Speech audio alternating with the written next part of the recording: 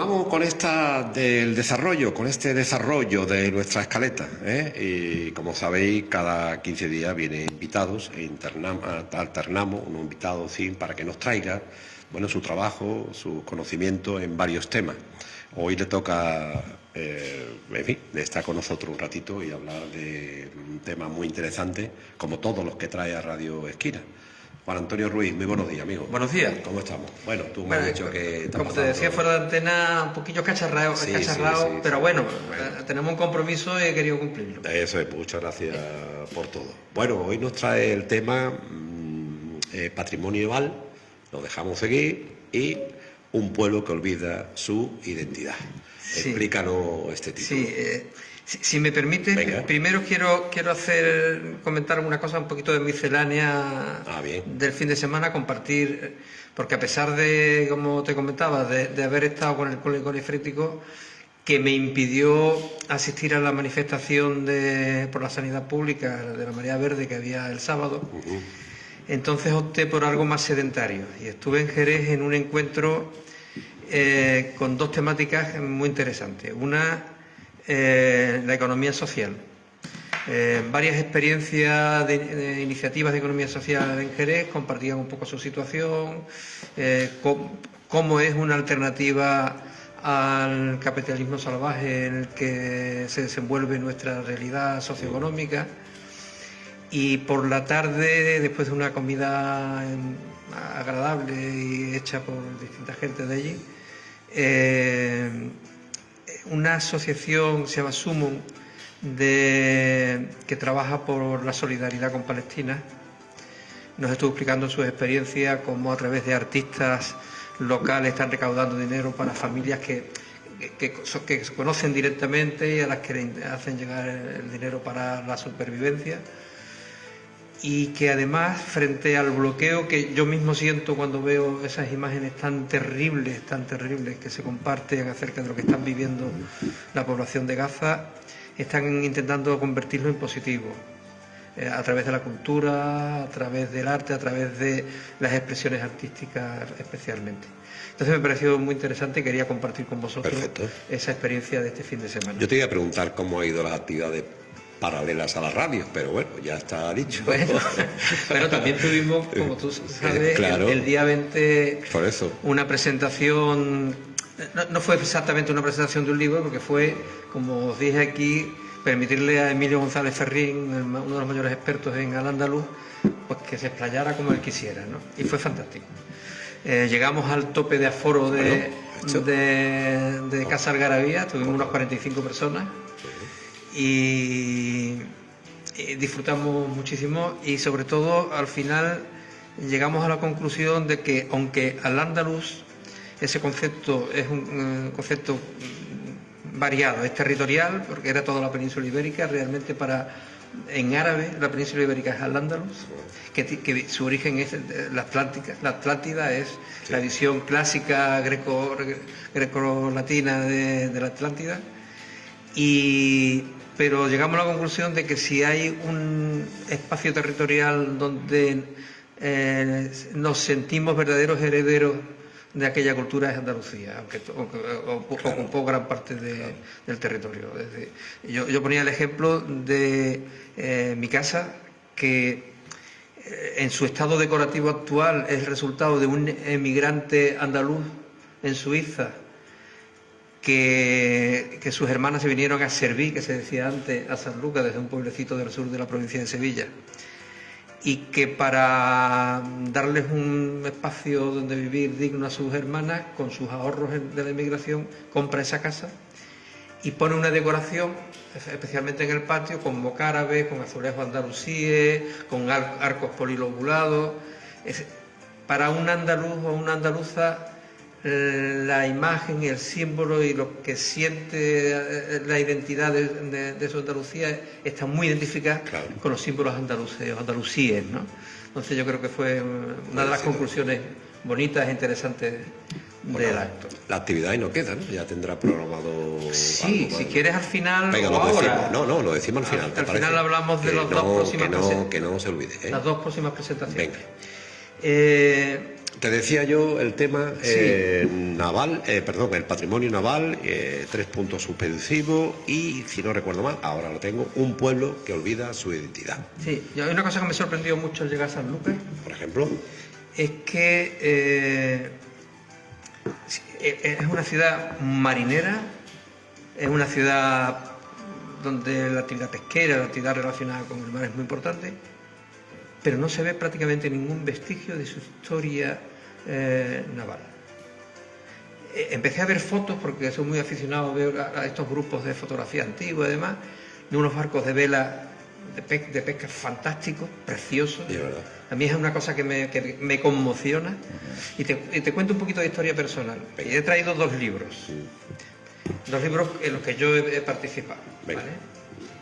¿Vale? Bueno, este fue mi primer libro, Cambios en los sistemas de producción y estrategias de formación continua. Como pedagogo experto en tema industrial, pues me pidieron una colaboración y este fue mi primer trabajo. Perfecto.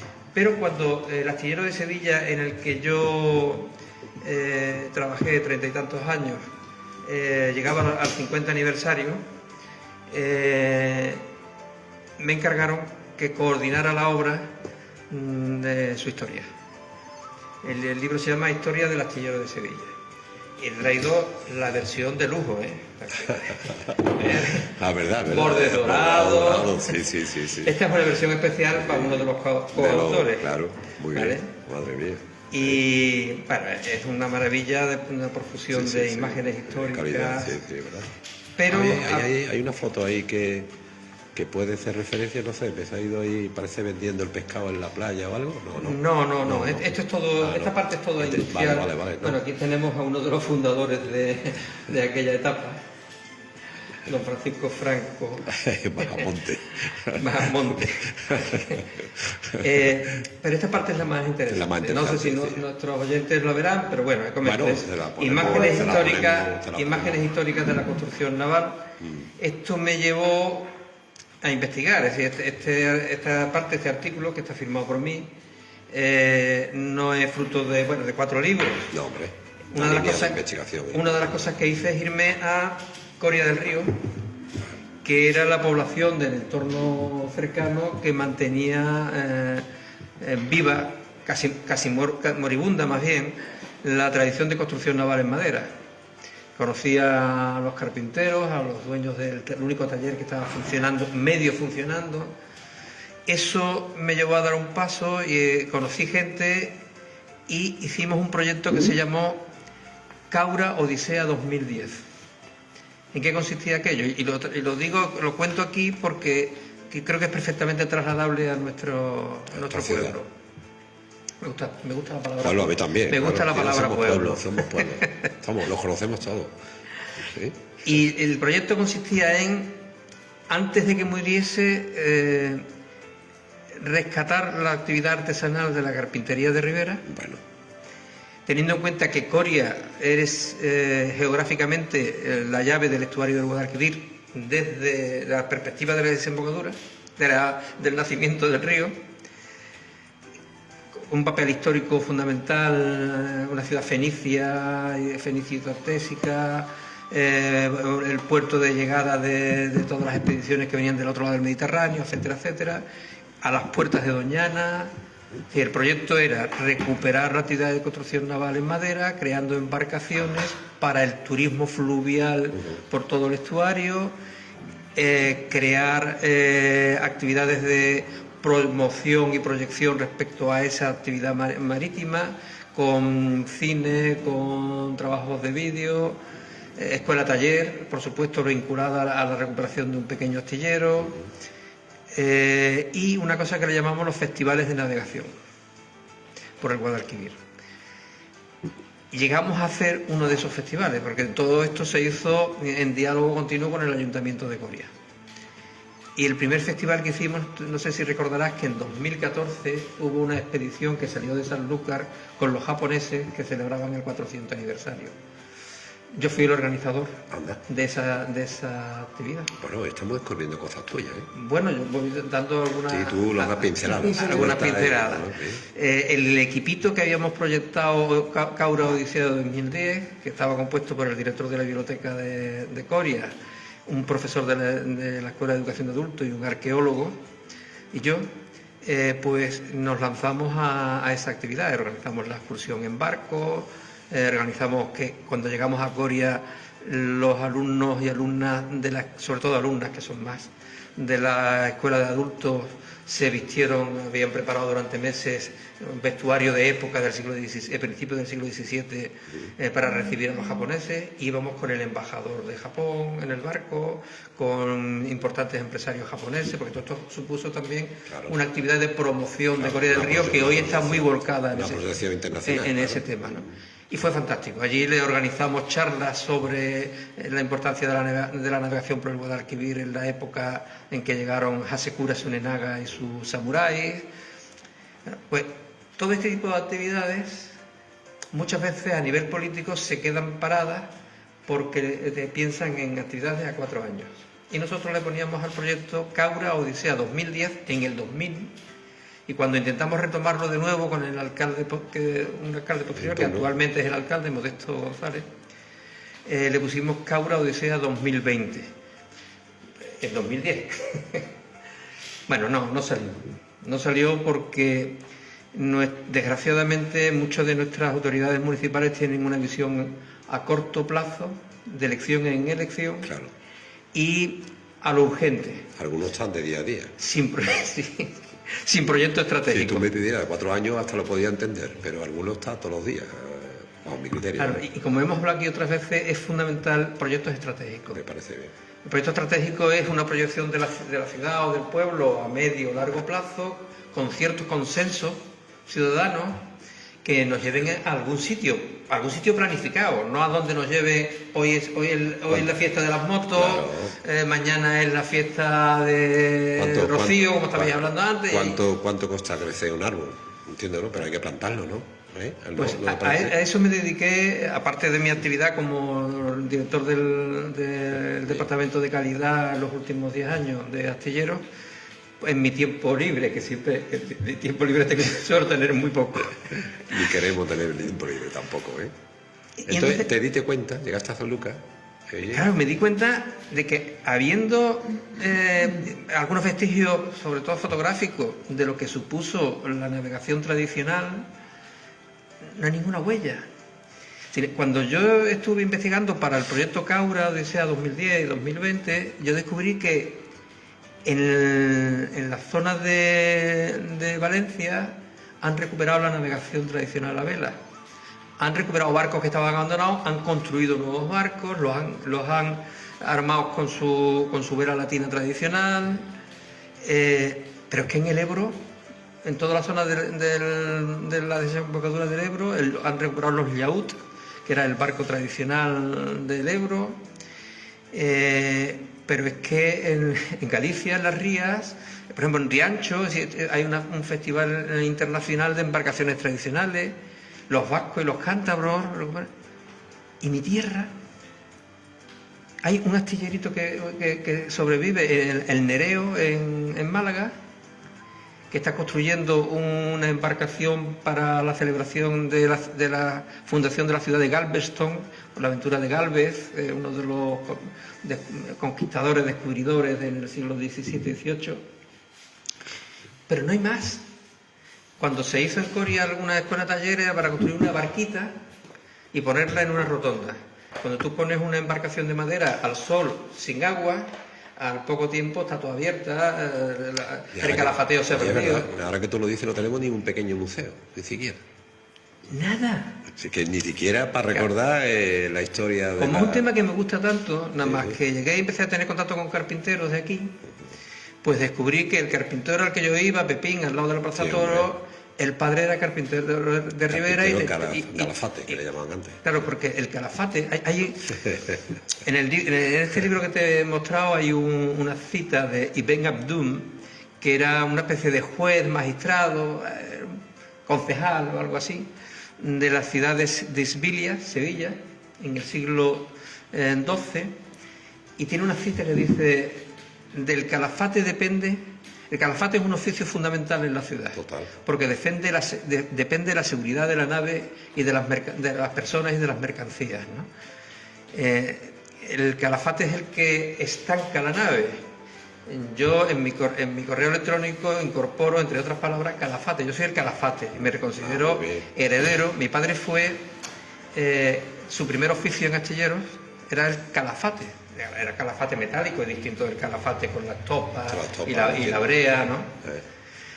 Entonces, como te decía, descubrí un carpintero por un lado. Estando allí no hace mucho, me descubro a otro carpintero de Ribera ya retirado.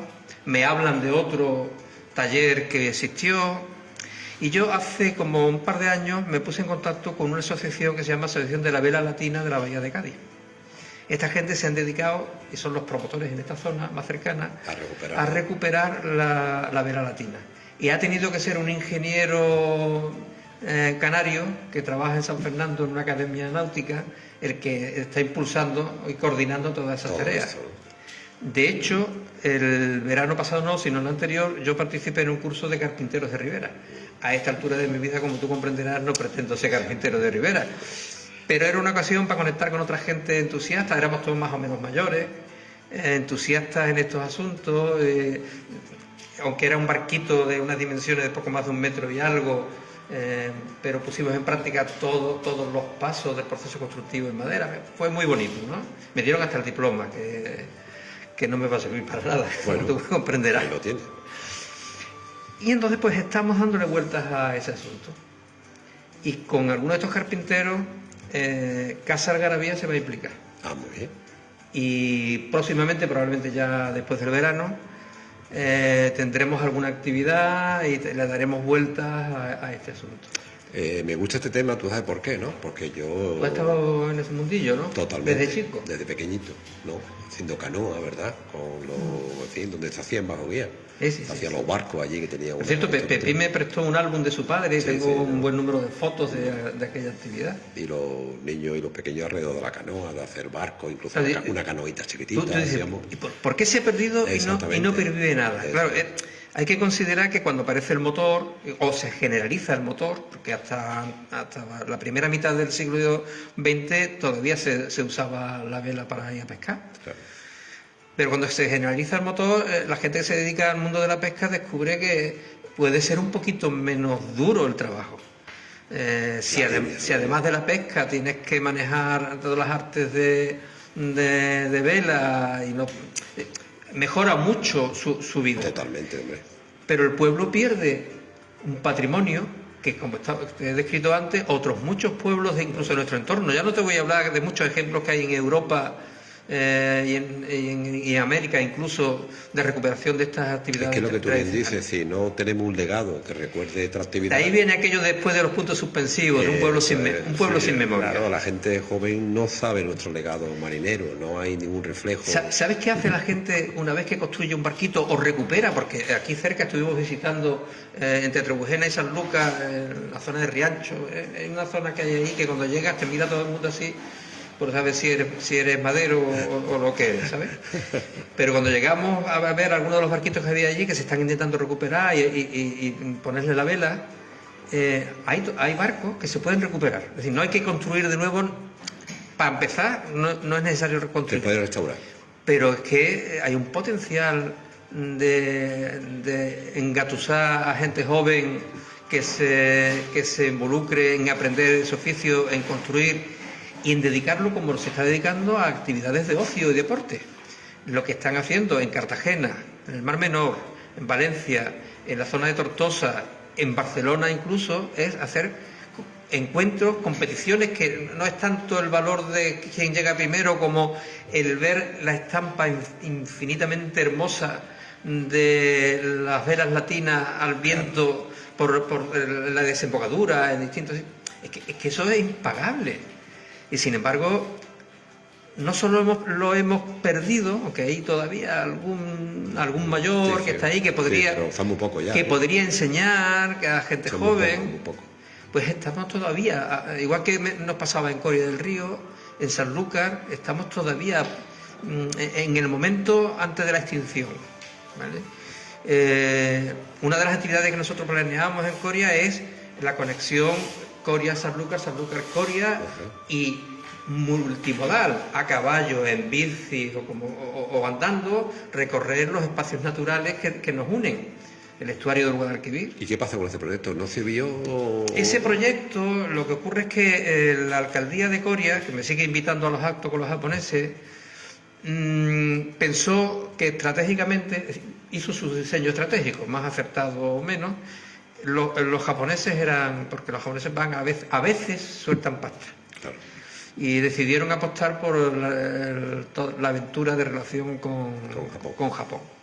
Y esto se quedó en el cajón. Han hecho alguna cosita, pero existe incluso una parcela donde se montó un tinglao de tipo taller de carpintería de Rivera y una rampita para poder botar o sacar barcos. Es decir, que es posible, no hace falta voluntad política, porque el problema que tenemos es que nuestros empresarios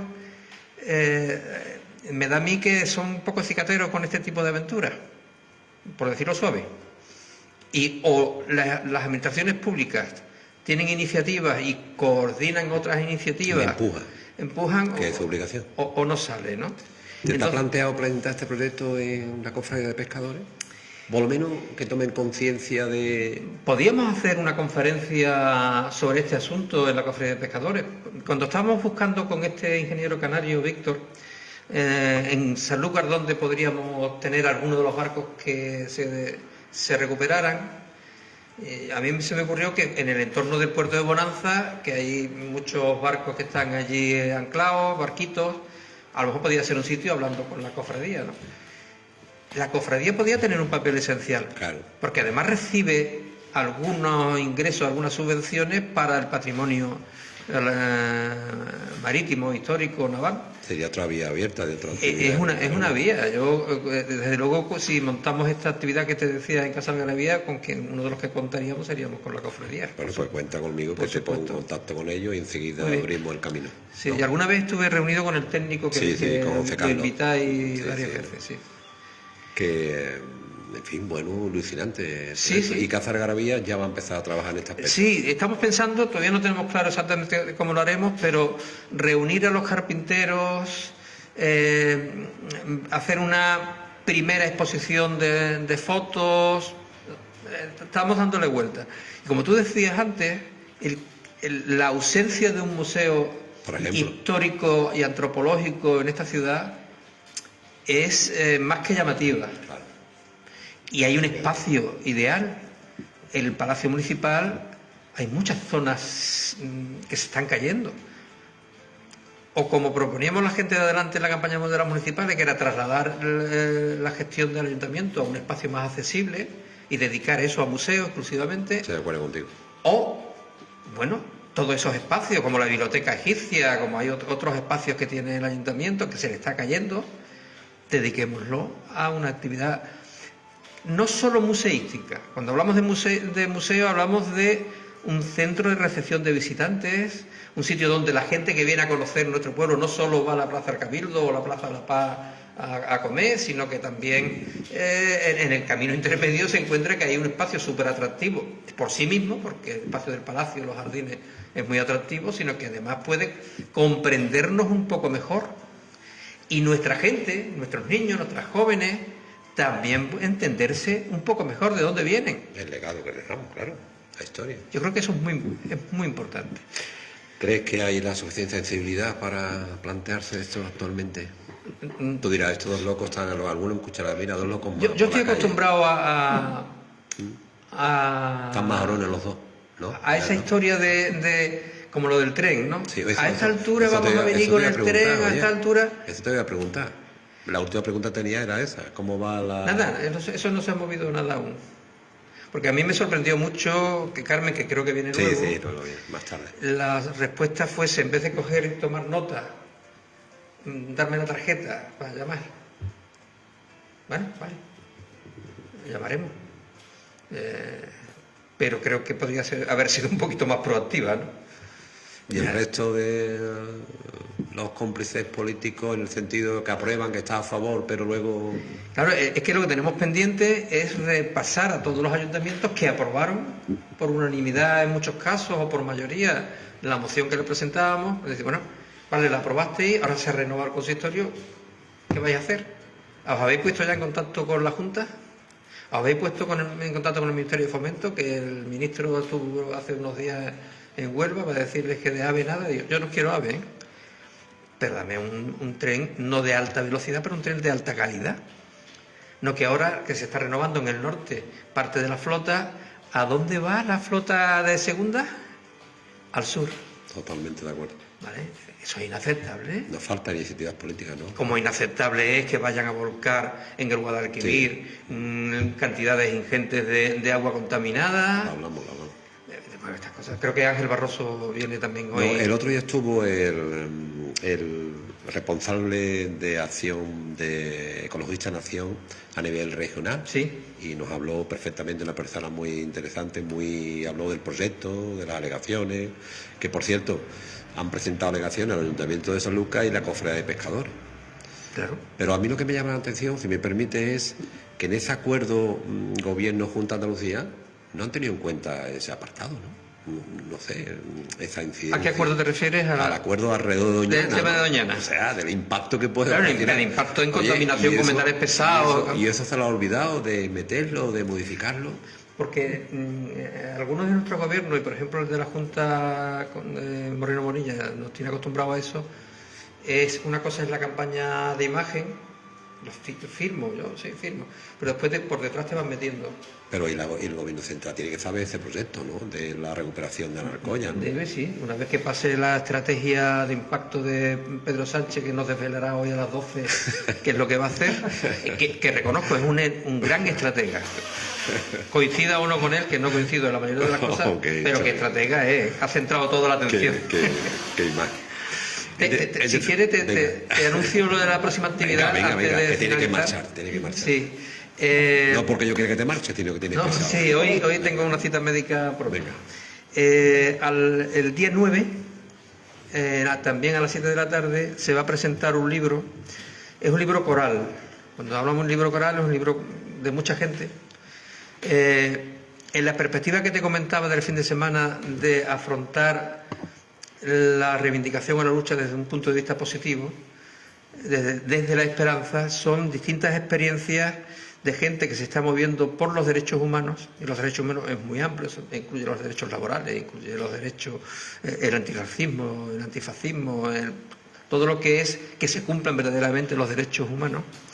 Pues van a compartir unas 20 y tantas experiencias en ese libro, gente que no se queda en su casa sentado quieto, sino que de una manera u otra trabaja por una sociedad distinta. Entre otras coautoras está una sanluqueña, Paqui Atienza, que estará también en la presentación. Y lo coordina un viejo compañero mío de Astilleros, Pedro Castilla, que era ingeniero naval ya jubilado de Astilleros, y que yo lo conocí tanto por astillero como por fuera, porque siendo uno de los directivos de Astilleros de Puerto Real, un hombre solidario que siempre estuvo implicado en iniciativas de solidaridad en los barrios populares y más marginados de la ciudad de Cádiz. El día 9.